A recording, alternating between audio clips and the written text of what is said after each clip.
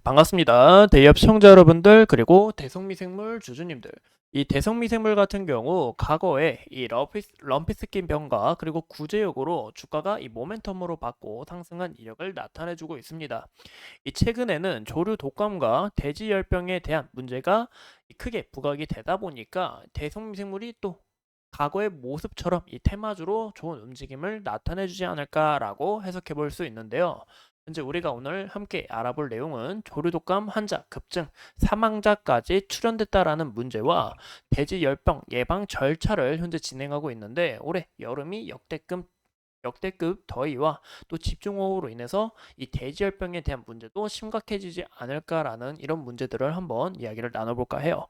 그래서 오늘 영상도 중요한 만큼 끝까지 시청해 주시고 좋아요와 구독으로 큰 힘 주시면 감사하겠습니다. 그럼 같이 바로 알아볼까요?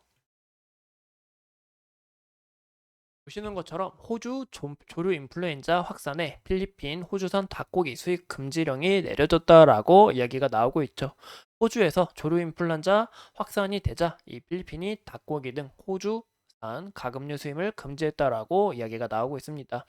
23일 지난달 이제 5월이죠. 5월 23일, 5월 25일 날 호주 빅토리아 주에서 이 조류 인플루엔자 바이러스가 각각 발견이 되면서 이 같은 금지 조치가 열렸다라는 거 이런 내용을 함께 볼 수가 있는데 무엇보다 호주에서 사람이 이 H5N1 이 바이러스에 감염된 것이 이번이 처음이었다고 합니다. 즉 이제 사람이 있고 소가 있고 닭이 있잖아요. 이제 닭에 있는 이 조류인플루엔자 바이러스가 소한테 옮기고 소한테 있던 바이러스가 사람한테 옮긴다 해가지고 이제 사람까지 전염이 됐다라고 이야기가 나오고 있어요. 그래서 굉장히 큰 문제가 이루어지고 있다라는 것과 현재 이 WHO에 따르면 2003년부터 지난달 22일까지 이 감염 사례가 891건으로 늘어났으며 이 중 절반이 거의 사망을 했고 치명률이 52%라는 굉장히 높은 수치에 있다라는 거죠. 그래서 현재 이 조류 인플루엔자 이 확산 문제와 더불어서 이 사망자까지 지속적으로 부각되다 보니까 이 모멘텀이 더욱 확장되지 않을까라는 거 이런 내용들 참고해 주시면 좋을 것 같아요. 보시는 것처럼 이 WHO의 측에서도 조류독감 첫 사망자 확인이 됐다라고 이야기가 나오고 있는데 현재 이 멕시코에서 59세 이제 남성이 이 조류독감 변이 바이러스인 이 H5N2에 대해서 감염이 되고 사망됐다라고 이제 발표를 했습니다. 현재 인간 대 인간 확산은 그러니까 즉 이제 아까 말씀드린 것처럼 소, 닭, 사람이 있다고 했잖아요. 이제 닭이 사람한테 옮길 수도 있고 닭이 소한테 옮기고 소한테 사람이 옮길 수도 있습니다. 그럼 이제 사람이 감염이 됐으면 어떻게 되겠어요? 다시 한 번 더 사람한테 옮길 가능성이 높다라는 거잖아요. 근데 아직 사람이 사람한테 옮길 가능성은 낮다고는 하지만 얼마든지 추가적으로 확장될 수 있기 때문에 우리가 좀 더 주의를 하셔야 된다라는 이런 중요한 내용들 함께 참고해 주시면 좋을 것 같아요.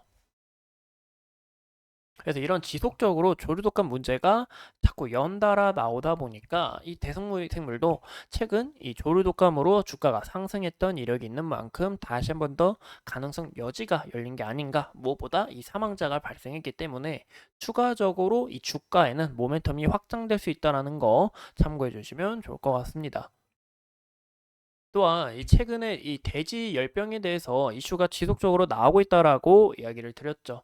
이 돼지 열병 항원 오염이라는 이야기가 좀 지속적으로 나오고 있고 현재 이 돼지 열병에 대한 이 강원도에서 문제가 나오면서 이 제주도에서도 이 강원도산 돼지를 이제 사 먹지 않는다, 현재 수입을 하지 않는다.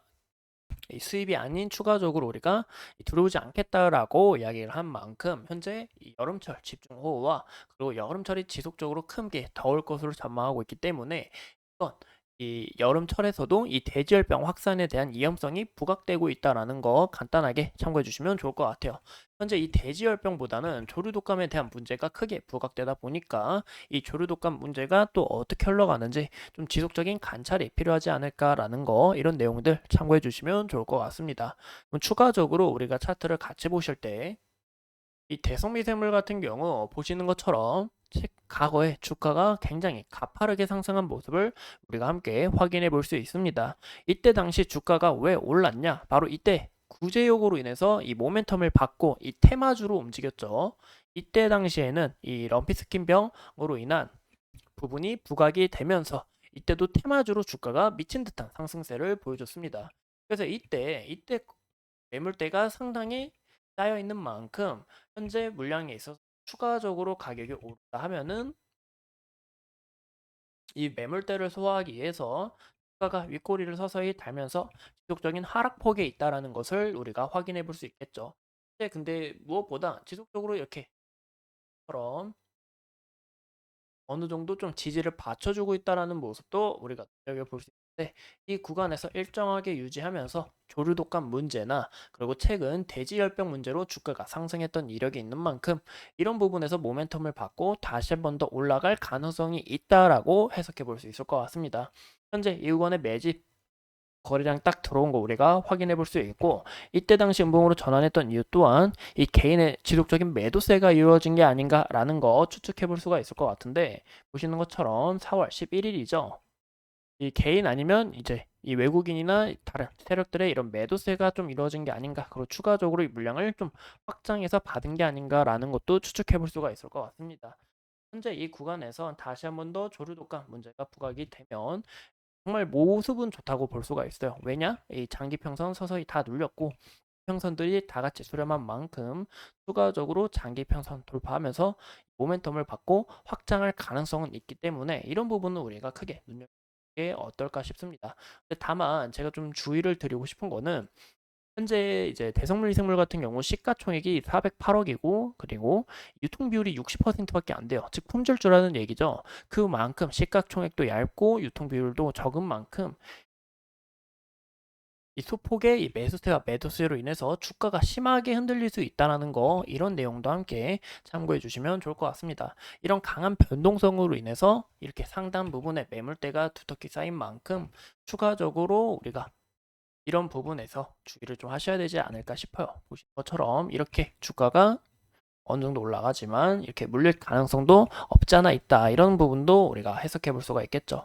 그래서 현재 구간에서 다시 한 번 더 물량 소화하면서 이 구름대를 돌파하는 과정이 굉장히 중요하다라고 해석해 볼 수 있을 것 같습니다.